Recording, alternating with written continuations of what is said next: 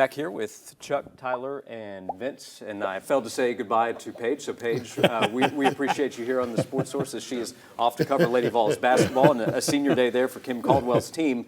We continue the Tennessee football discussion, now the effect on the field. So Ricky Gibson's status is a question going into this. Jermon McCoy's status is for sure a question because he's still recovering from his ACL tear. And when he comes back, a key player, how does he look? We'll get to that when that happens. But Tennessee's coming off a playoff appearance. Tennessee, one service has 9.5 as the win total. That's higher than where it was a year ago for Tennessee going into the season. This week, Phil Steele projected Tennessee as preseason number 10 in the Associated Press poll. Sporting News did a collection of the way too early rankings. Tennessee came in at number 10 in the collection.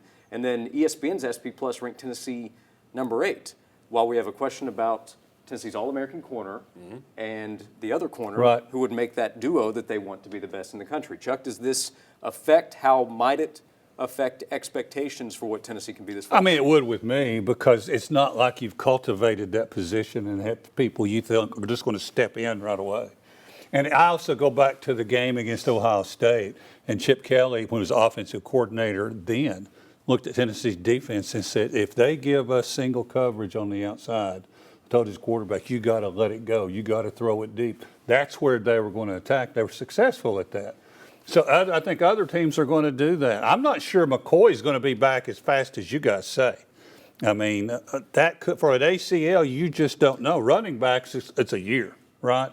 So yeah, that's part of the concern is you don't know. And week 3 is Georgia. That's a huge game in SEC play early in the season. And the last thing I'd say is, how many one-possession games were you in last year where the defense or the cornerback or somebody made a huge play? I'm thinking Alabama. I'm thinking, Florida. I'm thinking all these games. You can't count those as wins if you don't know for sure you can count on your corners to hold up in single coverage. Well, sorry, go ahead. I was leaning to you. Okay.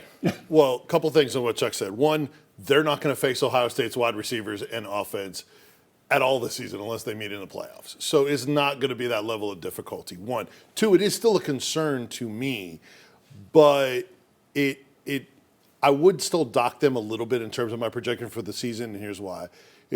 They're not going to have as deep and as established of a defensive line to help out that back end like they had the luxury of having this year with McCoy and Gibson. If you're missing one or the other or part of the season without one of them or even younger without Gibson, and you don't have as deep established defensive line, maybe you need some time to reestablish, that might expose them maybe a little bit more, even if it isn't the level of competition. So there's other concerns. It's not just totally win total with the DBs, but it is something that would factor in for me.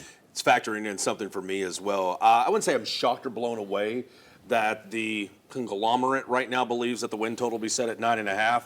Personally, for me, if I was a gambler that had my own casino and I was handicapping win totals, I would say that it would be at 8.5 and then make somebody believe that they are a 9-3 team right now. Questions on the offensive line. Is Nico going to take a giant step? You do only have 5 wide receivers right now that are scholarship athletes. Who is going to look great in a luxury that was your secondary for last year? And the Ricky Gibson news with some of the question marks and injuries. That together, those are giant question marks. Yeah. So for me right now, one piece by all the different stories and positions right now, I would say it's a moderate concern for it to be more of the under than the 9.5 over. Yeah, Vince, as you bring up the defensive front, we could pivot that to, okay, well, how do they replace a few key players up front, Joshua Josephs and Tyree West? What kind of step do they take as leaders of the defensive line? And then young players like Caleb Herring, who's entering his 3rd year, and we can keep going through the list. James Pierce.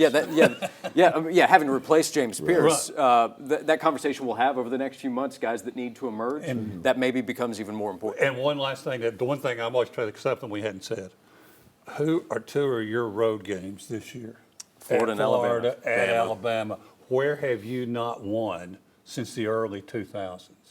At Florida, at Alabama. So I think all that plus all the great points down here, I think it all adds up. Yeah, it's a concern, and I would ding it a little bit. Josh, here's another thing, is with the fluidity of college football, these are going to be less accurate, I think, every year because rosters are turning over. Like we don't know what Tennessee's going to look like. Right. A lot of teams are going to make changes in spring, incoming and outgoing, with their roster. So Yeah, we don't know if Gibson actually will enter the transfer portal. We don't know who might be available And- for and Tennessee to pull actually, out of it. The portal date, the next window starts April the 16th. That's right. just good to point out. and we're looking at flaws for Tennessee.